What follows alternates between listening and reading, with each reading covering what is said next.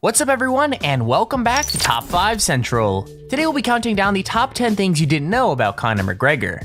So with UFC 205 being showcased tonight, we thought you guys might be interested in learning more about Conor McGregor, as this whole series we do revolves around prevalent people. With that said, if you guys are interested in entering my weekly Amazon gift card giveaway, all you have to do is simply be subscribed to the channel and leave a comment letting me know you want to be entered in. As well, if we can get 5,000 likes on this video, that'd be absolutely amazing, but with that said, let's get right into it. Number 10. Did you know that Conor McGregor almost became part of the long list of villains that are faced off against the British badass James Bond? He told the story about this in episode 3 of the Notorious TV series. It's unknown when the people behind James Bond approached him, but it was at a time when he was cutting weight and prepping for a fight, so he wasn't exactly in the best of places to be contacted about movie deals.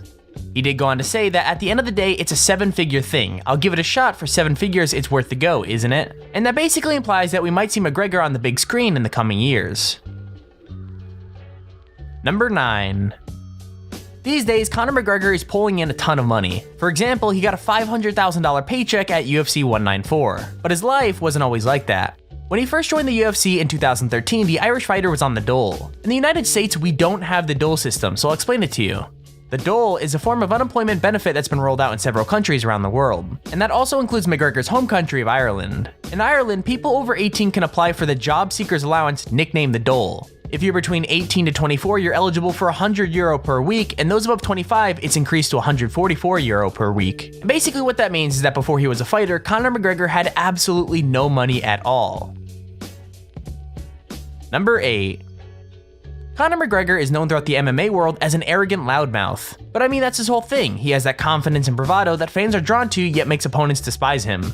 But what you probably didn't know is that underneath all of that, he's very sentimental and caring.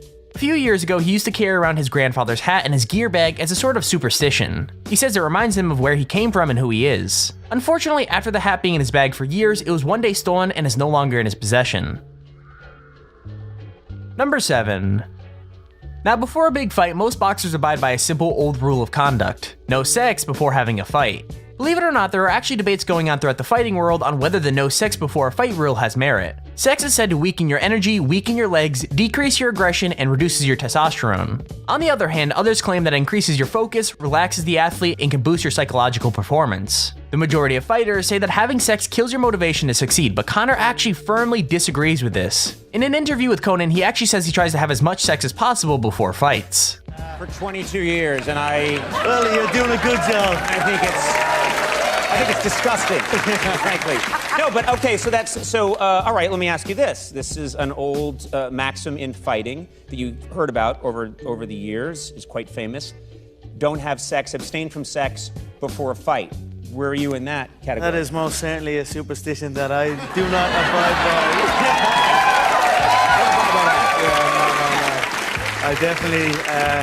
I definitely have as much sex as possible. This is again another path where you and I differ. Number 6. Mixed martial artists have to stay in a great shape to compete at a high enough level, which basically means that their weight is one of the most important things and can pretty much stop them from competing if they get it wrong, and therefore they have to strictly monitor their diet. It turns out that McGregor absolutely hates the diet. Conor once said, "I look forward to the day when I'm old and able to eat what I want. I'll be a happy little fat guy." As well, apparently Conor's a sweet tooth and has been reported to say that if he were to cheat, he would rather have a coffee and a cake rather than a big meaty burger. Number 5.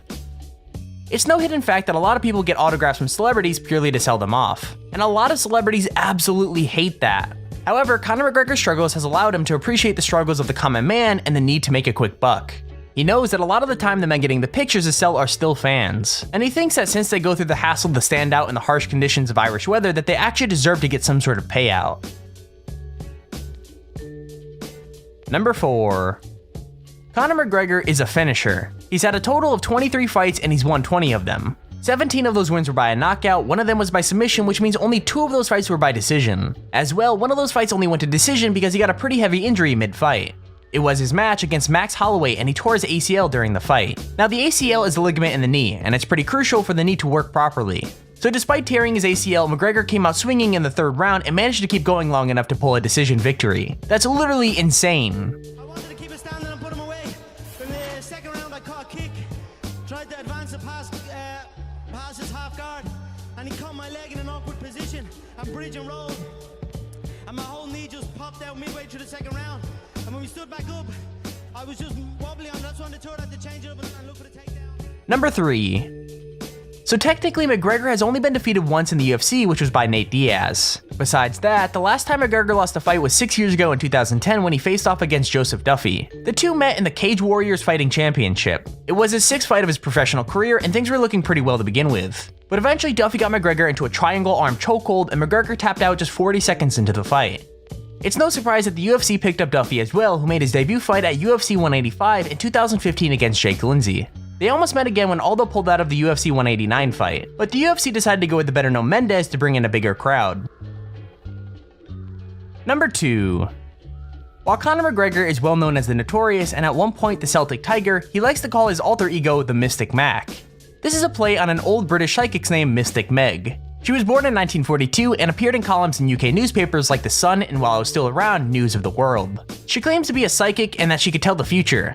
According to McGregor, it's the same thing with Mystic Mac. He channels all of his arrogance and confidence into Mystic Mac and then makes predictions about his future fights. He predicted a first-round knockout against his fight with Diego Brandao and then pulled it off. Then at UFC 178, he predicted he would win in the first round, and he did.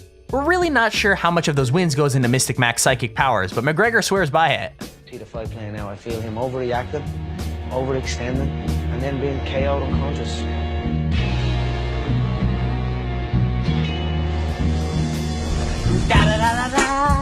It's the motherfucking deal. Number 1. Before McGregor became an MMA superstar, he was a simple plumber's apprentice. One day, he finally figured out that the plumbing scene wasn't for him, and he decided to go into combat sports full time. The decision didn't go down well with his dad. McGregor has said in the past that his dad gave him daily ass whoopings to try and get him back into plumbing. His father says that he was only looking out for Conor's well-being, and he was concerned when he quit the plumbing job. It all worked out in the end though, but Conor says one of the main things pushing him to his limits was to help his father. Now he's managed to earn enough for his father to retire. You had an experience where there was a period of your life where you were a plumber. Mm-hmm. You were a plumber, and then you decided one day. I certainly didn't work hard in the plumbing game because I wasn't, I wasn't obsessed. You blew it. If you had really worked hard, you could be a plumber right now. Exactly, yeah.